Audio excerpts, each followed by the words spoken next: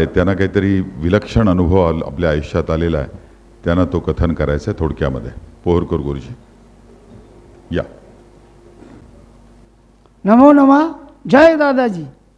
कोटी कोटी प्रणाम अडाणेश्वरास. अनुभव सांगायला खूप वेळ लागतो. प्रत्येकाचे अनुभव केले तर आपल्याला दिवस पुरणार नाहीत, रात्री पुरणार नाही. तर माझा एक शेवटचा अनुभव सांगतो. दादाजीने मला जे स्वप्न सांगितलं स्वप्नात की मी सारथी आहे आणि तुम्ही माझ्या, त्यांनी काय एक उदाहरण दिलं, एक छकड्याचं उदाहरण दिलं. आम्ही त्याला रेंगी म्हणत होतो. रेंगी बैलजोडी घेऊन त्यांचे फोटो तुम्ही पाहिला आहे गाडीचा, तशा प्रकारच्या जोडीवर त्यांनी धुरकरी झाले आणि मला पाठीमागं बसायला सांगितलं. एका बाजूला समुद्र आणि दुसऱ्या बाजूला काटेरी कुंपण सांगितलं, दाखवलं. आणि ते जोरात गाडी चालत असताना त्यांनी मला सूचना केली, तुझं तू ठरव काय करायचं आहे, ते समुद्रात पडायचं आहे की काट्याकडे पडायचं आहे की माझ्या पाठीमागं पक्क बसायचं आहे, एवढं तू विचार कर, मी काही सांगणार नाही. तर तेव्हापासून मी सतत आता सांगत आहे स्तोत्राच्या प्रमाणे. मलाही तसं स्तोत्र दिलं, वाचायला सांगितलं. तुम्ही शिक्षक आहात, तुम्हाला सर्वच काही त्या स्तोत्रातून कळेल, काही विचारायचं नाही. प्रश्नात सांगितल्यामुळं मी काही जास्त पुढे सकलात गेलो नाही. आणि तेव्हापासून 1975 पासून मी या भक्तीमध्ये असल्यामुळे फार सुखी आणि आनंदी आहे. रिटायर होऊन मला आज 12 वर्ष झाली.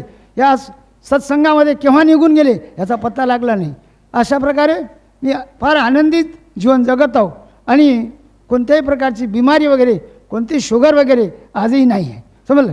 आणि ह्याप्रमाणे स्तोत्राचं एक सांगतो. स्तोत्राचा अनुभव अमृत. स्तोत्र हे नुसता हे नसून एक औषध आहे.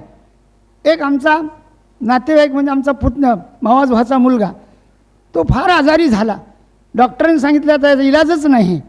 कोणी त्याच्याकडे जात नव्हतं, त्याला बिमारी तशी सांगितली होती. मग तो PSI होता. PSI असून रजेवर राहिला. मग त्याची पत्नी त्या आजारात अटॅकने गेली, त्याला कोणी आधारच नाही.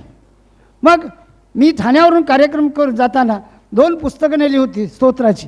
नवं पुस्तक त्याच्या हातात सांगितलं, तुला आता कोणी वाचू शकत नाही अडाणेश्वराशिवाय, हे पुस्तक तू ठेव. तुला वाचता येत नाही ना, छातीवर ठेव, उशाला ठेव, हातात ठेव, चित्र पहा, अशा सूचना केल्या. आणि खरोखरच दादाजीनं एक औषध बनवून त्याला त्या स्तोत्रापासून, नुसतं हातात स्तोत्र असतानाच शक्ती मिळाली, दवाई लागू झाली आणि तो आज जिवंत आहे. त्याचं प्रमोशन झालं, आज अमरावतीलाच आहे तो. ते बी जामकर नावाचं आहे, समजलं. तरी असं हे अमृत सांगितलं. सर्वांनी सांगितलं की स्तोत्र वाचा. मग सर्वजण म्हणतात, मग स्तोत्र मी वाचत असतो. लोक म्हणतात काय त्यांच्यावर भार टाकतात स्तोत्र वाचून, बरं का. आता मी जास्त बोलणार नाही कारण वेळ मला फार कमी दिला. मला वेळ दिला, मला 2 शब्द बोलण्याची, त्यावर मी आभारी आहे. जय दादाजी, जय अडाणेश्वर.